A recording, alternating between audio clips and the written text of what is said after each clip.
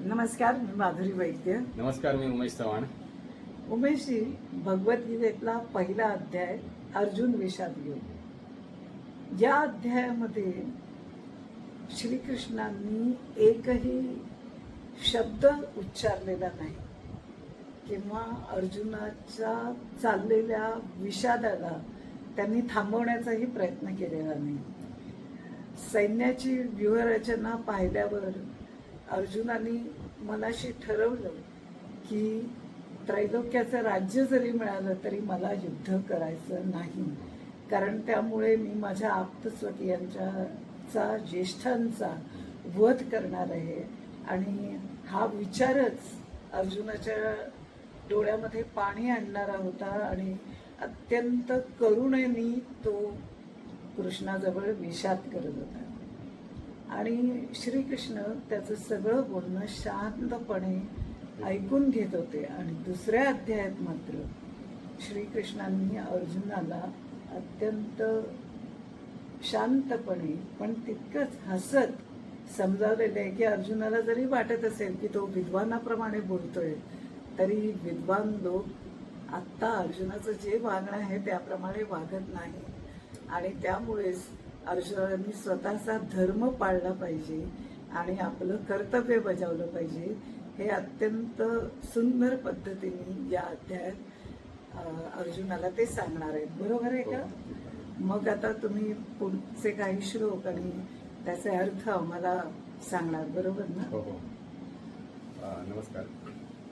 त्यांनी सांगितल्याप्रमाणे मागच्या पहिल्या अध्यायामध्ये अर्जुनाचा विषाद अर्जुनाने या पहिल्या प्रकरणामध्ये ठेवलेला आहे. आता या दुसऱ्या अध्यायामध्ये सांख्ययोगामध्ये भगवान श्रीकृष्णांनी त्याच्या सर्व प्रश्नांची उत्तरं देण्याचा प्रयत्न केलेला आहे. या पहिल्या अध्यायामधला जो पहिला श्लोक आहे त्यामध्ये संजय म्हणतोय की तम तथा कृपयाविष्टम अश्रुपूर्णा कुलेक्षणम विषिदंतमिदम वाक्यमोवाच मधुसूदन. म्हणजे की अशा प्रकारे करुणेने व्याकुळ झाल्यामुळे ज्याचे डोळे जे आहेत ते अश्रूंनी भरलेले आहेत, अशा शोक करणाऱ्या अर्जुनाला भगवान श्रीकृष्ण म्हणतायत की कुतस्त्वा कश्मल मीदम विषमे समुपस्थितम अनार्यजुष्टम स्वर्गम कीर्तिकरम अर्जुना. म्हणजे हे अर्जुना, तुला तुझ्यामध्ये ह्या सर्व अशुद्ध गोष्टी कशामुळे आल्या? ज्या लोकांना या जीवनाच्या मूल्यांचं ज्ञान नाहीये, असे अनार्य लोक जे आहेत त्यांना अनुसरून किंवा त्यांना फॉलो करून तुला स्वर्गाची प्राप्ती होणार नाही आणि तुझी बदनामी देखील होईल. क्लैब्यम मास्म गमपार्थ नैतत्वयुपपत्ते. भगवान श्रीकृष्ण म्हणतात की हे अर्जुना, तू शंडपणा पत्करू नको, हा तुला शोभत नाही. आणि अंतःकरणाचा क्षुद्र दुबळेपणा सोडून देऊन युद्धासाठी उभा राहा, असं भगवान श्रीकृष्ण इथे अर्जुनाला सांगतायत. तेव्हा अर्जुन म्हणतोय की कथम भीष्म संख्ये द्रोणांच्या मधुसूदन इशुभी पृथ्वीस्यामी पूजार्हावरी सुदना. म्हणजे हे मधुसूदना, हे अरिसूदना, मला पूजनीय असणाऱ्या भीष्म आणि द्रोणाचार्यांवरती मी बाणांनी प्रतिहल्ला कसा काय करू, हे मला काही समजत नाहीये. ज्या महानुभाव गुरुजनांना मारण्यापेक्षा मी भीक मागून जगणं मला अधिक श्रेयस्कर वाटतं. कारण आपण जर यांची हत्या केली तर आपले सर्व भोग जे आहेत ते रक्तरंजित होतील, असं त्याचं म्हणणं आहे.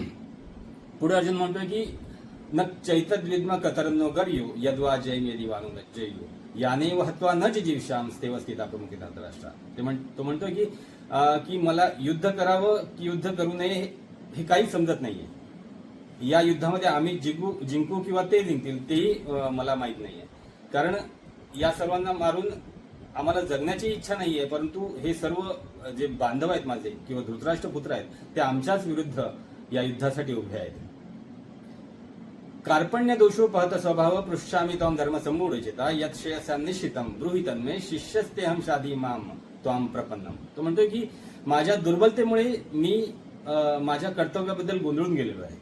माझी मनशांती जी आहे ती नष्ट झालेली आहे.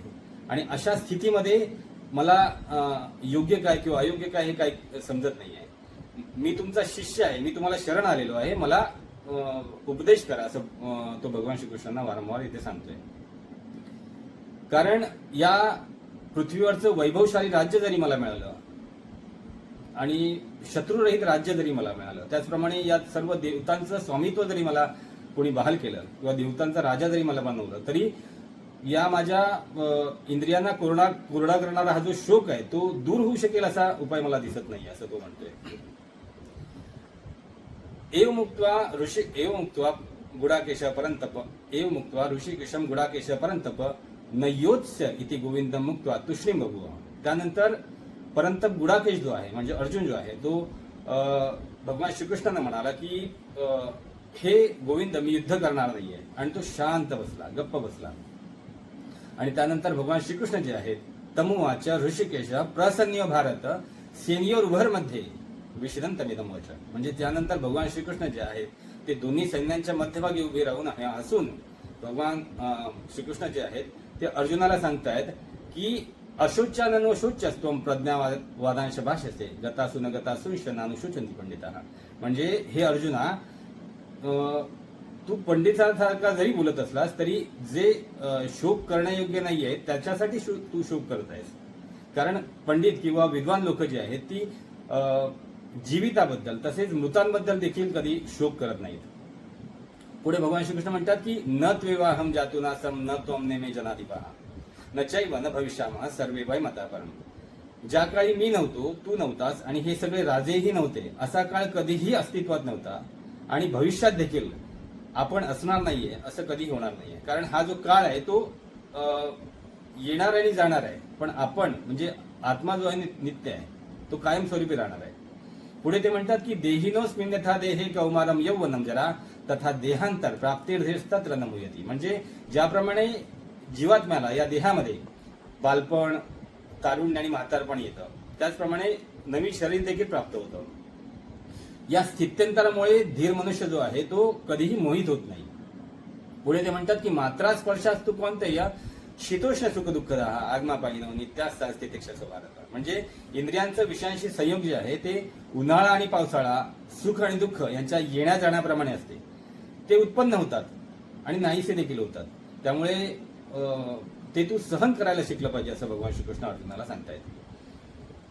पुढे म्हणतात की यम ही न व्यथयन्ते ते पुरुषं पुरुषर्षभ समदुःख सुखम धीरम सोमृतत्व ऐकलपते. म्हणजे जो मनुष्य सुख आणि दुःखांमध्ये कधीही विचलित होत नाही, दोन्ही अवस्थांमध्ये, दोन्ही स्थितींमध्ये स्थिर राहतो, तो मनुष्य मोक्ष प्राप्तीसाठी निश्चितपणाने योग्य आहे असं भगवान श्रीकृष्ण सांगतात.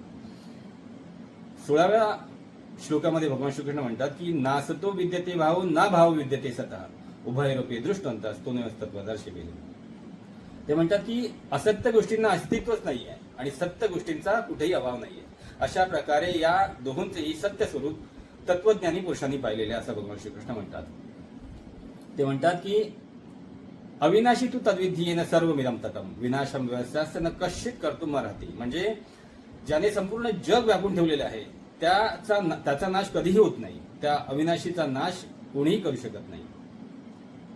अंतवंत इमे देहा नित्यस्योक्ता शरीरेण अनाशिनो प्रमेयस्य तस्मात युद्धस्व भारत.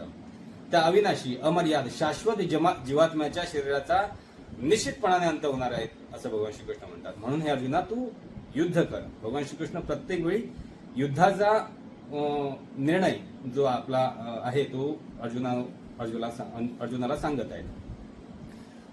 19व्या श्लोकामध्ये भगवान श्रीकृष्ण म्हणतात की एनम वेत्ती हंतारम यश्चैनम मन्यते हतम उभौ तौ न विजानितो नायम हंती न हन्यते.